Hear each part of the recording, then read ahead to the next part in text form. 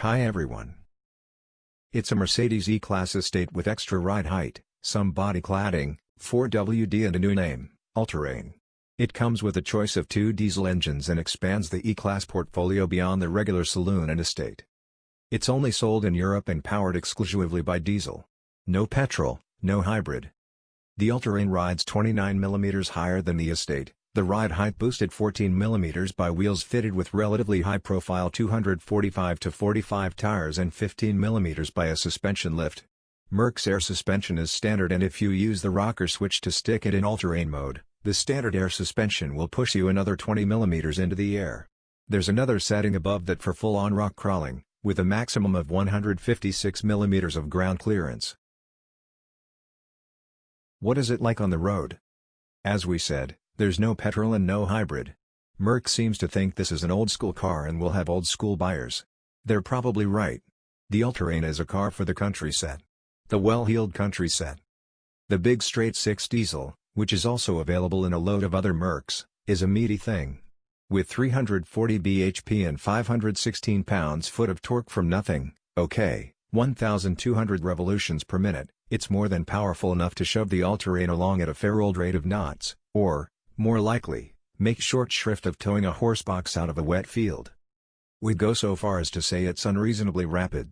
A normal E-Class estate equipped with this engine does 0 to 62 miles per hour in 5.1 seconds, for heaven's sake. The All-Terrain adds 0.3 seconds to that, but still. Blimey. The top speed is a limited 155 miles per hour, and you're looking at 168 gram to km of CO2 and 36.2 miles per gallon. That said, over 1,000 miles of admittedly mainly motorway driving, we say 41 miles per gallon. Which is very impressive. This uses the all-new OM 654 2-liter turbo diesel, developing 191 bhp, 295 pounds-foot at 1,600 revolutions per minute, which is good for 54.3 miles per gallon, on the old NEG cycle, and 137 gram to km of CO2. It would also usefully lower the entry ticket by a hefty sum. Both engines are beautiful cruisers. It's gutsy and oozes torque, has an answer no matter what the situation, is hushed, refined, and even sounds halfway interesting. The old 350D diesel V6 was good, but this one is just so much better.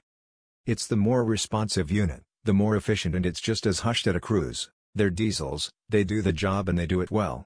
Both are equipped with the 9-speed automatic gearbox, which does a fine job of making you unaware just how busy it's keeping itself. Is it good to drive? Yes, it's terrific, but not in the way you're thinking. The phrase to bear in mind here is fitness for purpose. So imagine the sort of person who's going to be driving it. Put yourself in their shoes. Got that? Right, then you'll be as delighted as we are that the All-Terrain has none of a hot hatch's crispness, corners no more than cleanly and competently, and places barely any emphasis on handling dexterity. Sure, it's capable all right, but the only reason you'd go nudging an apex is if you wanted to see how the suspension coped with a little light off-roading. What it is, though, is properly soothing. The relatively tall-walled 245/45 tires and softer, longer travel suspension give it a lovely gait. You don't push it hard, because it doesn't like that and somehow encourages you to adopt its pace of life. So it wafts about the place, suspension sighing with the surface, your cares buffed away in supple silence. And it'll off-road, too. Way better than you'd ever imagine, but that's always the case with anything kitted out with generous ground clearance and halfway decent tires. Even taking that into account, the All-Terrain is impressive. Pop the mode switch into All-Terrain and the suspension can be raised another 20 mm, for the full 156 mm clearance, at speeds up to 22 miles per hour for a spot of heavy-duty rock crawling. Well, provided you like a lot of tech and the possible confusion that goes with it. I do wonder if All-Terrain owners are the type that might find the twin-screen layout and various driver aids a bit much. The design and execution is lovely, and many of the systems, lane keep, head-up display, most of which are optional, can be switched off simply. The thumb pads on the steering wheel do take some getting used to though, and the blind spot caused by the A-pillar and door mirror is too big. But once everything is set up, you've sorted the scrolling speed of the thumb pads and worked out that controlling the infotainment is better done with the click wheel rather than the touchpad, you'll be more at ease.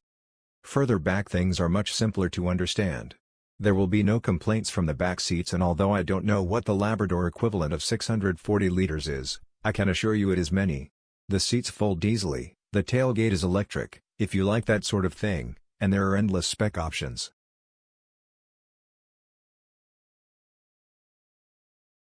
Not revolutionary, but perhaps the most compelling E-Class estate of all? Mercedes has jumped aboard the all-road bandwagon with predictably impressive results. And precisely no surprises. It's not revolutionary, but in refocusing the dynamics to deliver a more relaxed driving experience, the All-Terrain is the most compelling E-Class estate out there. Still spacious, but now with added capabilities and extra car park protection. The body cladding is an acquired taste, and might dissuade a few people, but I'd have this over a GLE SUV any day of the week. And over pretty much any other family chariot out there. Thanks for watching.